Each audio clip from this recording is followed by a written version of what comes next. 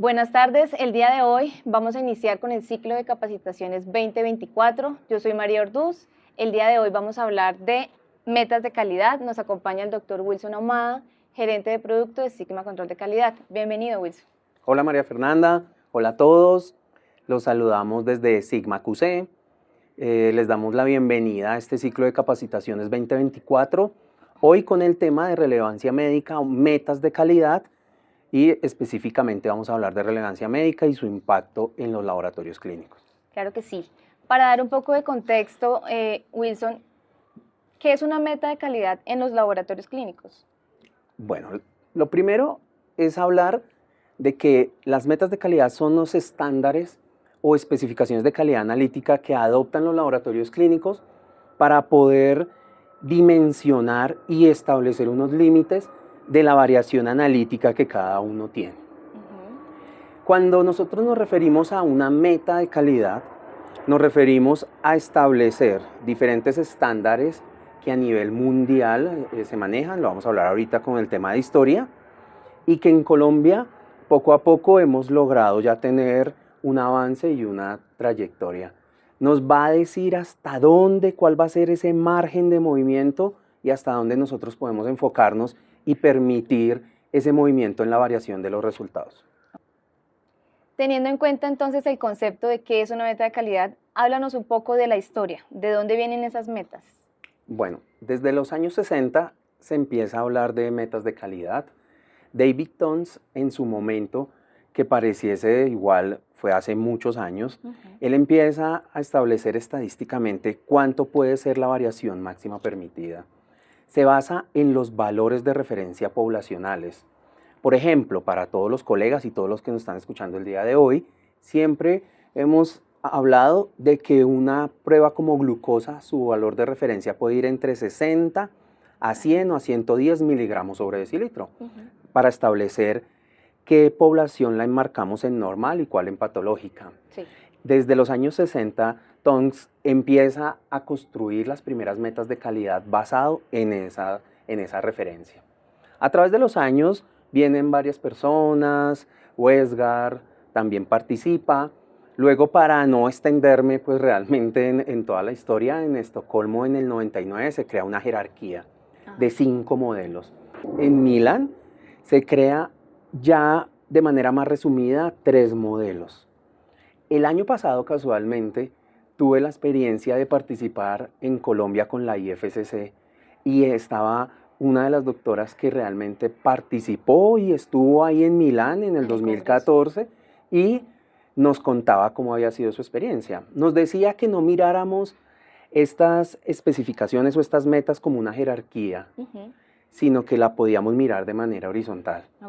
Pero recordémoslas, el primer modelo nos habla sobre establecer metas de calidad que tengan un impacto clínico y que de una u otra forma se pueda establecer si al superarlas va a tener un impacto o un efecto sobre las decisiones médicas que estén pasando. Recordemos que al final nuestro objetivo en los laboratorios clínicos es poder demostrar que los resultados son confiables y poder apoyar el diagnóstico, apoyar ese seguimiento. Entonces, por eso se enmarca en el modelo 1.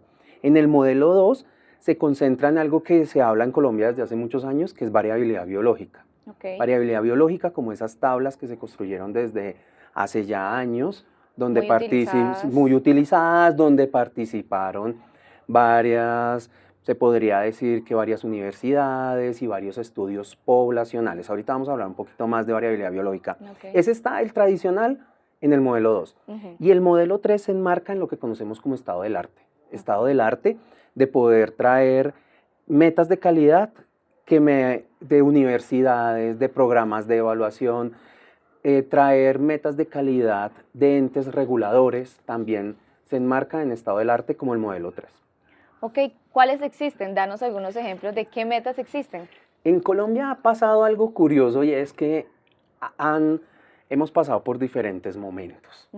Yo podría decir, y con la experiencia que he tenido, que variabilidad biológica y gracias pues realmente al avance que hemos tenido de manera educativa en temas de calidad analítica, podría colocar que variabilidad biológica es la más utilizada. ¿Sí? Es Ok. como la que más manejamos la aquí que en más se Colombia. maneja y la que Ujú. más se conoce. Tiene ventajas y desventajas. Una gran ventaja, y que se hablaba desde hace mucho, es que está construida y diseñada para que los valores me los den porcentaje y no en concentraciones, como por ejemplo CLIA en su momento, Ok. que son estándares estadounidenses, hablaba de metas de calidad, pero al final las unidades las dejaban las mismas unidades del analito, miligramos sobre decilitro en la concentración específica. Ujú. Entonces podría decir que no gustó tanto a nivel Por eso, matemática. ok. Otras metas utilizadas, ¿cuáles pueden ser? Como Rilliback, que son unos estándares alemanes, Ujú. Royal College, más australianos, y hoy que queremos impulsar y dar a conocer relevancia médica que se establezca como una meta de calidad, que programas de evaluación externas como ESFICA adoptaron esta meta de relevancia médica. Wilson, ya nos mencionaste varias de las metas, dentro de esas pues la variabilidad biológica, que es una de las más utilizadas acá en Colombia. ¿Podrías comentarnos entonces qué es la relevancia médica? Sí, como relevancia médica, el concepto viene, como estábamos hablando ahorita en el modelo 1, Ujú. de identificar una especificación que al final de todo su análisis podamos determinar si ha tenido o si tiene un impacto clínico. Para poder definir relevancia médica, lo mejor es entrar en un contexto de entender cuál es el objetivo principal, que ya lo veníamos hablando, pero podemos repetir lo siguiente. Dentro del laboratorio, todas las mediciones tienen unos márgenes de error. Sí. Esos márgenes de error que se conoce puede ser como incertidumbre o error aleatorio, error sistemático, error total, deben tener unos límites máximos permitidos. Ujú. Esta vez, cuando hablamos de una meta como relevancia médica, se está yendo directamente a identificar una meta que establezca que si llegamos a superar esos límites, podamos tener un impacto sobre las decisiones médicas que se estén tomando. Entonces, la relevancia médica nos va a mostrar cómo los resultados que nosotros estamos teniendo al final impactan positivamente o negativamente, en este caso, el contexto clínico. Ok. Entonces, ya hablamos de que uno de los más utilizados es la variabilidad biológica, un poco para que los colegas y todos tengamos más claro cuál sería la gran diferencia entonces entre variabilidad biológica y relevancia médica. Porque pues para mí sí es, bueno, hay muchas metas, de hecho yo puedo seleccionar CLIA, Rilliback, como tú lo mencionaste, pero ¿cuál es la gran diferencia entre las dos? Sí, yo creo que lo principal, y sí son similares porque las dos tienen un impacto clínico, Ujú. pero la gran diferencia es que variabilidad biológica fue un estudio construido en población normal, Normal te población refieres a sana, sana. Ah, ok. población sana que entra a participar de estos estudios. Ajá. En cambio, la relevancia médica toma estos estudios de variabilidad biológica Sí. y adicionalmente con los valores de referencia poblacional que ya están estandarizados, hace cálculos para determinar cuál sería su impacto.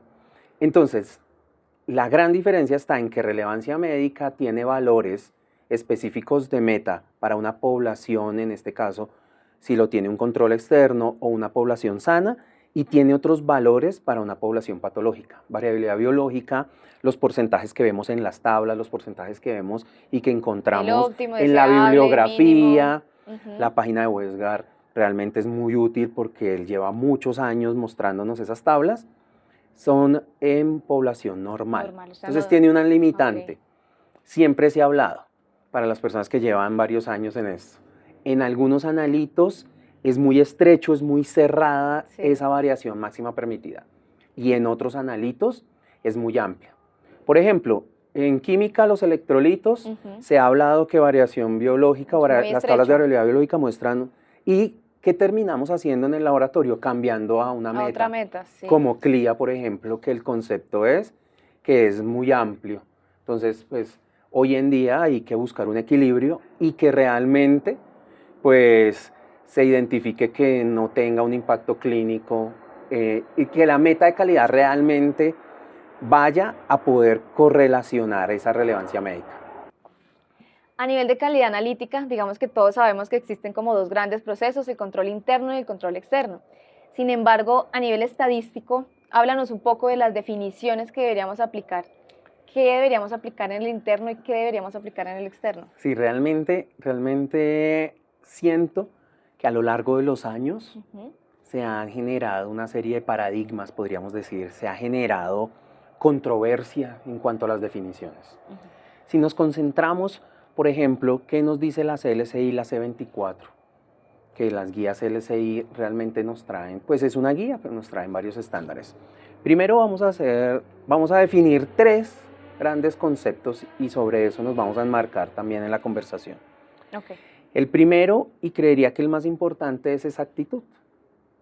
Exactitud como definición es el grado de concordancia o la diferencia que hay entre el resultado de una medición y un valor verdadero del mensurando. Sus principales características es que yo puedo medir la exactitud haciendo una sola medición, haciendo un solo procesamiento. Okay. Cuando empezamos a hablar de control interno y control externo, es cuando se empiezan a mezclar las situaciones. El control de calidad interno y nos han enseñado que nos ayuda a detectar la precisión en la medición, qué tan impreciso estoy siendo en cada una medición. Y el control externo se concentra en exactitud. Ahí todo suena muy bonito, parece así fue que nos lo enseñaron, pero debemos tener en cuenta que cuando yo hago una sola medición, yo tengo que tener la capacidad de identificar la exactitud de una manera más macro, como un concepto de error total, ¿sí? Si yo eso no estoy hablando en controles, sino lo paso a resultados, las muestras de los pacientes, cuando yo proceso la muestra del paciente y ya quiero ahora pasarlo a terminología, definición, me concentro en exactitud. Sí. O sea, que las variables que están llegando en el momento en el que yo proceso la muestra del paciente, que podrían impactar el resultado, son variables totales. ¿Cómo se llama la variación total? El error total. Y de ahí se concentra en exactitud. Okay. La exactitud también contempla, está dentro de ella la precisión y la veracidad. Y ahí nos vamos con las otras 2 definiciones. Okay. Entonces, estamos hablando, las siguientes definiciones serían imprecisión y veracidad. La imprecisión como grado de dispersión de los resultados de varias mediciones que estoy haciendo. Acá la principal característica es que yo, con una sola muestra, procesándola varias veces, puedo identificar qué tan impreciso estoy siendo. De ahí que este término se traslade a identificarlo con el control de calidad interno. El control de calidad interno, por ejemplo, en la química o en la hematología, que tenemos 2 o 3 niveles, es una única muestra porque es un mismo lote. Y todos los días estoy procesando la misma muestra, entonces estoy evaluando la precisión. La siguiente definición es veracidad. Antes de arrancar a leer la definición, debo decir que a lo largo de los años siento que se nos quedó por fuera la veracidad. Nos enseñaron, como decíamos antes, con el control interno, medir la precisión o qué tan imprecisas están siendo mis mediciones. De ahí, con el coeficiente de variación, identificarlo. Luego, con el programa de evaluación externa o con el control externo, nos enseñaron a medir la exactitud o qué tan inexacto soy. Pero la veracidad, casi nadie habla de la veracidad. Como definición, es el grado de concordancia o la distancia que hay entre la media propia del laboratorio. Okay. O sea que lo primero que tengo que identificar es que el laboratorio necesita tener una media, un promedio de datos de sus mediciones versus un valor de referencia. Okay. De ahí que la veracidad no se le puede atar al externo. ¿Por qué? Porque el externo solo lo voy a hacer una vez. Y yo creo que ahí es donde está la clave. Claro. El externo, y puede ser que algún laboratorio lo procese varias veces la muestra, pero realmente el programa de evaluación externa o el control externo solo se pasa una vez. Por eso se concentra en exactitud. Entonces, la veracidad, vuelvo y repito, la veracidad, la gran diferencia está en que es la diferencia o la distancia, pero entre 2 medias, o entre la media del laboratorio y un valor de referencia. ¿Listo? Okay. Dentro de los términos que nos explicabas, ¿cómo correlaciono el error total con un control de calidad externo? Como estábamos viendo, en las definiciones son 3 grandes definiciones. Exactitud como la principal, que la más importante. Viene siendo la más importante y que es medir qué tan exacto soy y qué diferencia hay en una sola medición. Sí. Pero también la definición dice que la exactitud contempla la precisión y la veracidad. Sí. Cuando hablamos de error total, es clave pensar que a nivel estadístico la exactitud se relaciona directamente con el error total. Okay. Algunos autores también la relacionan con la incertidumbre, o sea, medir qué tan exacto soy, pero digamos que en otra charla podemos profundizar sobre incertidumbre. Aquí vamos a hablarlo sobre error total. Los controles de calidad externo y las muestras de los pacientes se concentran en medir el error total directamente. Entonces, ellos no tienen que atravesar lo que nosotros aprendimos de calcular el coeficiente de variación, luego calcular el sesgo, lo sumo y llego al error total. Acá no. Todos los programas de evaluación externo, sin importar la marca o que en el mercado hayan varias marcas, llegan directo al error total. ¿Por qué? Porque el control de calidad externo es como si fuese la muestra de un paciente. Entonces, de ahí que de una u otra forma ya llega a lo que necesitamos.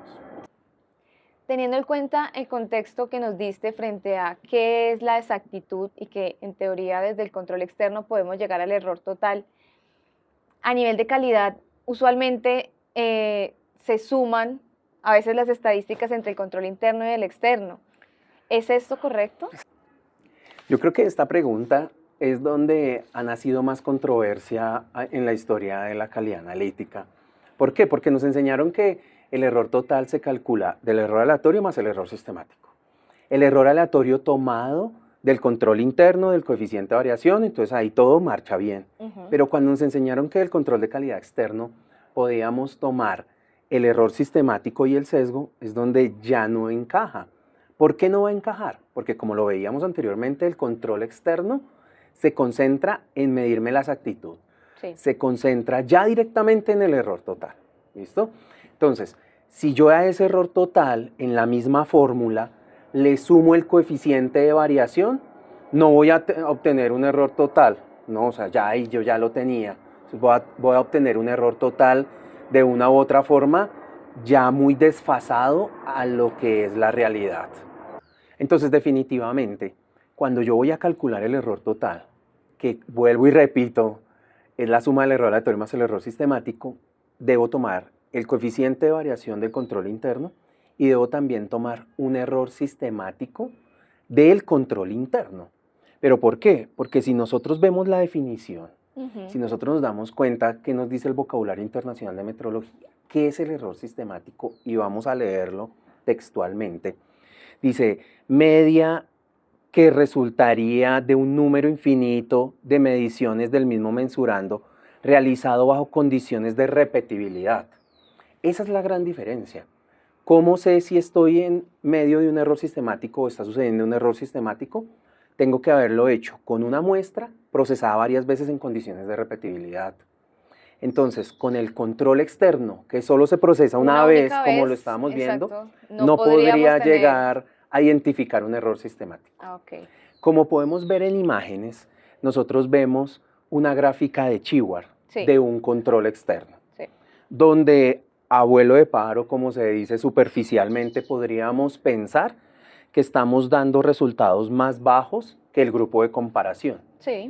Tradicionalmente a esto le llamamos un sesgo negativo y podríamos pensar que estamos en medio de un error sistemático. Realmente, si aterrizamos y si estamos entendiendo el concepto de exactitud y vemos en esta gráfica que estamos viendo en este momento que cada uno de los puntos que observamos ahí es un evento totalmente separado y aislado del otro, porque la muestra, voy a decir que este es un control mensual. La muestra de enero es muy diferente a la de febrero. Son concentraciones diferentes. Son concentraciones diferentes y es diferente a la de marzo, a la de abril. Entonces, en cada una estoy calculando errores totales. Exactitudes. Al final yo no podría decir si estoy en un error sistemático. ¿Qué es la recomendación? Saber cada programa cuáles son los criterios de aceptabilidad. Por ejemplo, estas son imágenes del programa que manejamos nosotros, que es SFICA. Nuestro programa de evaluación externo nos dice que los criterios de aceptabilidad para cada una de las muestras en exactitud, en términos de error total, es que ya lo traduce a un indicador. El indicador se llama Z-score. El Z-score me está diciendo en desviaciones estándar qué tan alejado está el resultado del laboratorio versus la media del grupo de comparación. Si el Z-score supera 2, ¿qué tan exacto estoy siendo frente a mi grupo? Y explica que nos recomienda que el Z-score esté entre 2 y 3 desviaciones estándar. Sí. Si supera ya 3 desviaciones estándar, tiene que tomar acciones. Pero tanto ESFICA como siendo un proveedor de programa de evaluación externo, como otras marcas que no voy a nombrar, pero son muy reconocidas también en el país, todas las recomendaciones están ligadas a la muestra en particular, porque se concentra en exactitud, no a una serie de muestras continuas, que siento que es ahí cuando yo empiezo a hablar en retrospectivo, la muestra de enero, febrero y marzo, como no son iguales, nosotros ahí no estamos midiendo error sistemático, no estamos midiendo sesgo, sino solo exactitud, ¿listo? ¿Qué ventaja entonces tendría para mí contar con un control externo de calidad que me mida o me compare o me presente un indicador frente a la relevancia médica? Sí, yo creería que la gran ventaja es que, como habíamos dicho anteriormente, el control externo semeja la muestra de un paciente. Sí. Entonces, el impacto clínico que nuestras mediciones pueden tener y el impacto que se tiene sobre los resultados es lo que nos lleva a que ESFICA con la meta de calidad de relevancia médica no lo aterrice. ¿Por qué? Porque en el mercado nosotros ¿qué encontramos? Programas que se concentran en medir la variación, pero compararla con un estado del arte o con un impacto más de tipo estadístico. O con un grupo. Con un grupo, pero se concentran en que hayan errores estadísticos, en que por los posibles errores estadísticos, como muy bien lo dicen, está ligado a que dependiendo de la variación, no saben si al final está teniendo un impacto clínico o no. En mis pacientes. En mis pacientes, Claro. Que eso es lo que quiero llevar. En cambio, ESFICA lo lleva a un contexto clínico al tener ya la tabla. Okay. Si nosotros estamos viendo en este momento la tabla de relevancia médica, sí. nosotros podemos ver, si la comparamos con variabilidad biológica, que la tabla de relevancia médica se puede dividir en dos grupos. Arranca de izquierda a derecha mostrándonos el analito, por ejemplo, tengo subrayada la glucosa, y me está diciendo más o menos 13.5 miligramos sobre decilitro hasta 90 miligramos. O sea que él hace un punto de corte en 90 miligramos. De ahí era lo que yo les estaba contando de que relevancia médica es muy fuerte porque tiene unos valores para pacientes normal y unos para paciente patológico. Sí. Dentro de lo normal hasta 90 miligramos podría variar 13.5 miligramos sobre decilitro. Pero cuando el paciente es patológico, por encima de 90 miligramos, vemos la tabla de relevancia médica que nos permite hasta un 15% de variación. Vemos la otra tabla, la de variabilidad biológica. Si nosotros nos damos cuenta de las diferencias, está en que las tablas de variabilidad biológica tenemos unas columnas que nos hablan de imprecisión, coeficiente de variación. Tenemos unas columnas que nos hablan de veracidad, que es el error sistemático o el sesgo. Y tenemos otras columnas de error total. Las otras metas de calidad que veíamos antes, como CLIA, en este caso relevancia médica, nos hablan es de error total. ¿Sí? El cálculo llega directo a error total. Como estamos viendo en esta tabla de variabilidad biológica, nosotros vemos que el error total en condiciones mínimas en glucosa permite hasta un 10.44%. Entonces, de ahí a que nosotros podamos ver si hay un equilibrio comparado con relevancia médica. Si nosotros nos damos cuenta en otros tipos, en otras áreas, ¿sí? Son las mismas tablas, es el mismo concepto de relevancia médica y variabilidad biológica, pero por ejemplo en hematología. Vemos en plaquetas, la relevancia médica nos la va a dividir en tres grandes grupos, plaquetas bajas, normales y altas. Vemos que relevancia médica nos permite hasta un 18% cuando estamos en una población de plaquetas bajas. Okay. Puede variar hasta un 15% en plaquetas, lo que conocemos en rango normal, de 150.000 a 300.000. Y en plaquetas altas puede variar hasta un 13%. Ahora veamos variabilidad biológica que nos dice. Primero, solo tiene un error total. Y está al 13.4%. Entonces, muy equilibrado a lo que ya nos dice relevancia médica. ¿Cuál viene siendo la diferencia y el impacto? Que esto es, relevancia médica es tomado de población baja, normal y alta en este caso. O sea, eso es una gran ventaja y que de una u otra manera ya los laboratorios puedan quitar un poco los problemas que hemos tenido a lo largo de los años de trabajar con variabilidad biológica. También nosotros vemos que SFICA, que es el proveedor que adopta estas tablas de relevancia médica, trae el concepto de un indicador. ¿El indicador cuál es? Z-score. ¿Cómo hace? En la estadística, él logra dividir lo que conocemos como media, media robusta y desviación estándar robusta. ¿Cómo lo hace? La media la calcula de los participantes que están en el grupo, pero el coeficiente de variación y la desviación estándar lo calcula de la relevancia médica. ¿Esto qué nos evita? Anteriormente estábamos diciendo que pueden existir errores estadísticos. Sí. ¿Qué son errores estadísticos? Errores estadísticos es cuando el grupo de participantes intervienen en el tamaño de las desviaciones estándar y en las decisiones que yo tome. ¿Qué se ha dicho siempre? Si tenemos pocos participantes en el programa, ¿tú qué crees? ¿Que quedan las desviaciones más amplias? Más amplias, siempre se ha dicho eso. Entonces, si tú te comparas con un grupo con desviaciones muy amplias, pues estás bien, pero estadísticamente. Sí. Ahora lo contrario.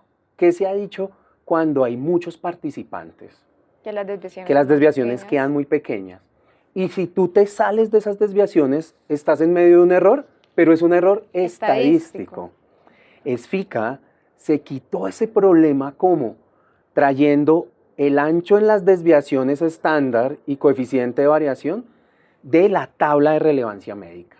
Si estamos viendo la tabla en este momento, podemos ver en el ejemplo que yo traje que dependiendo de la concentración, mira, estamos hablando de glucosa con una concentración de 297 miligramos, o sea, es patológico.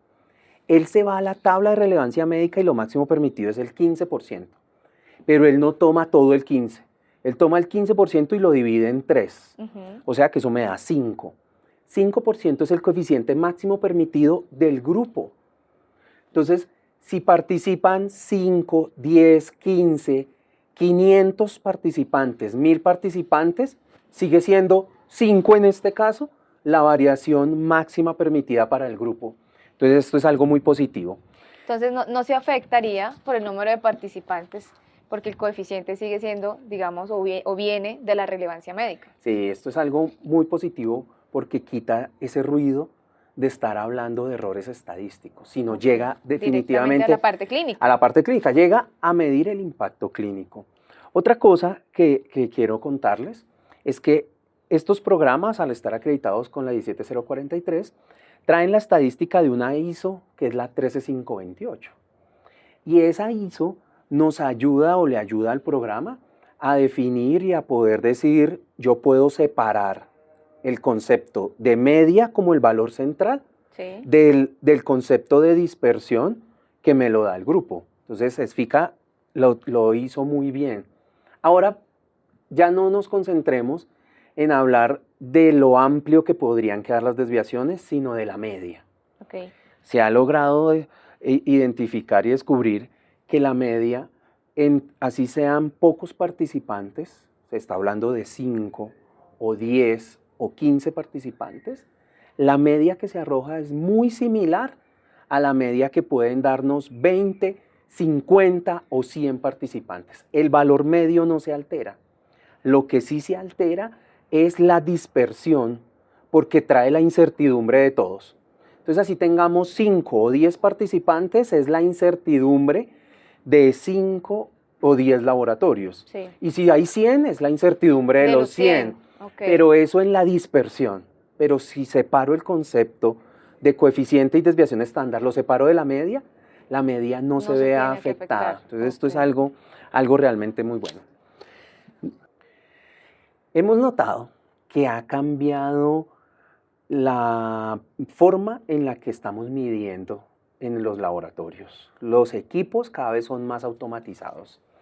Ahí en sus diapositivas, ahí estamos viendo cómo el pipeteo ha cambiado de una manera Claro. drástica y que hablar de pipetear generaba hace 20 años, generaba mucha dispersión, mucha variación. Desde la inclinación de la pipeta y los grados de inclinación podría determinar si la reacción química era la más adecuada o no. Todo esto ha ido cambiando a lo Automatizado ya largo de los todo. años. Entonces decimos nosotros que por qué en los laboratorios clínicos ha ido cambiando todo. Ya realmente vemos los equipos cada vez más robustos, pero en los criterios del análisis que hacemos en calidad analítica, yo he sentido que no hemos cambiado. Llevamos mucho tiempo hablando de la misma forma, más de 20 años hablando de lo mismo. Entonces, la invitación es a que cada vez tratemos de actualizarnos y de ver con otros ojos lo que estamos haciendo y saber si sí es útil o no. Porque al final, cuando estamos ya cerrando toda la idea, decimos, ¿qué pasa con los indicadores? Nosotros vemos que no es necesario volver a calcular el indicador. ¿Y qué tan útil es que mensualmente estemos llevando estos indicadores y que su análisis sí tengan un impacto clínico o no lo tenga? ¿A qué vamos? ¿Cuáles son las recomendaciones? Las recomendaciones son tener indicadores para control de calidad interno, indicador de precisión, indicador de veracidad. Sí. Pero el indicador de exactitud ya está. ¿Dónde están? En los controles externos. El error total. Que viene siendo ya el error total directamente. Vemos páginas como la de Westgar, ahí están viendo, sin querer hacerle publicidad, pero vemos que ha sido uno de los personajes, sí, líder de opinión que más le dedica. Dentro de la página hay más de 800 artículos, donde él también nos está diciendo, ya las cosas han ido cambiando. El diseño de las reglas de Westgar aplicadas a la sigmametría hace que eso ya se renueve. Más actualizado. Más actualizados. Esas tablas de relevancia médica ya se encuentran en la página de Westgar. Ahí podemos ver que él nombra, por ejemplo, para plaquetas, varias metas. Sí. Porque sí hay un esquema y sí hay varias metas en las cuales el laboratorio puede escoger. Ahí vemos la primera, variabilidad biológica, 13.4. La que sigue es FICA, que viene siendo relevancia médica en plaquetas el 15%. Lo estábamos viendo antes, ahorita en la tabla, cómo la muestra él. RCPA de Royal College y así sucesivamente. ¿Listo? Para ir concluyendo, ¿cuáles serían las recomendaciones finales? La primera, y yo creo que de las más importantes, es no mezclar las estadísticas que nos arrojan los controles internos con los controles externos. Porque el diseño hace que me estén diciendo cosas diferentes, pero sí complementarias, que al final eso. Siempre también me han preguntado por qué el control interno me está mostrando una cosa y el control externo otra. Y efectivamente, pero porque el control externo se concentra en medirme la exactitud con una sola muestra. Con solo una muestra. Entonces ahí no voy a ver ni precisión ni voy a ver veracidad. Entonces la primera recomendación, no mezclar las estadísticas. La segunda recomendación es que en definición y en estadística, entonces el control de calidad interno se concentra en precisión y veracidad y el control externo en exactitud. La tercera es que cuando yo esté midiendo, mido coeficiente de variación del control de calidad interno como nos lo han enseñado siempre. Sí. Ahora el sesgo. La siguiente recomendación es que el sesgo, cuando yo lo mido el control de calidad interno, va a ser la media que yo estoy observando de mis resultados versus la media de referencia. Esa media de referencia puede ser la media del inserto. Sí. Si estoy con un control de tercera opinión, la media del peer group es la más recomendable. Y ya, si quiero medir error total, lo puedo hacer directamente con el control de calidad externo. La siguiente recomendación es, y me hacen la pregunta, ¿con el control externo yo puedo validar la corrida analítica, las muestras de pacientes? No se puede. ¿Por qué no se puede? Porque no es una muestra que me esté identificando la precisión y la veracidad, que ese es el procesamiento diario que estamos haciendo del interno. O sea que ahí va al siguiente ítem y es otra pregunta que me hacen y ¿cuál sería la recomendación? ¿Se necesita un registro sanitario? Sí se necesita un registro sanitario del control interno. En cambio, los controles externos no. Tienen un no requiere, pero realmente no tienen un registro sanitario. Por último, me preguntan siempre por la periodicidad de montaje. En el control de calidad interno se nos ha enseñado que se debe montar a diario, procesar a diario. Esto podría cambiar con los nuevos esquemas y en las charlas de Westgar hoy en día nos dicen dependemos del desempeño del analito. Pero del programa de evaluación externa o el control externo, la periodicidad también va a depender del desempeño y si nosotros entendemos muy bien el concepto de exactitud que estábamos ahorita hablando, podemos ver que no se tiene que hacer cada mes, cada 2 meses, cada 3 meses, sino que la periodicidad se puede hacer más espaciada, identificando que me voy a concentrar en que va a medir la exactitud muy similar a las muestras de un paciente y es una fotografía de cómo está funcionando todo mi proceso interno. Entonces al final, pues, y ya para todos los que nos están escuchando, existen varias recomendaciones, participo de eventos, de charlas, y es polémico, pero poco a poco y a lo largo de cada capacitación de los años esperamos ir despejando varias dudas. Entonces, nada, muchas gracias a ti por este espacio, gracias a las personas que se conectaron. Yo creo que aquí ya hemos abarcado todo lo que queríamos decir del día de hoy. Creo que nos quedó muy claro, digamos, o más claro, qué es una meta de calidad en el laboratorio clínico, cuáles son las metas que existen y sobre todo la meta que queríamos explicar el día de hoy, la relevancia médica, ¿cierto? Que es como esa nueva meta o ese nuevo concepto que vamos a utilizar o estamos utilizando aquí en Colombia. Sí. Muchas gracias a todos por la atención. A continuación vamos a tener pues, un espacio de preguntas. Perfecto. Pueden dejarlas en el chat y pues quedamos atentos. Perfecto, muchas gracias. Chao, chao.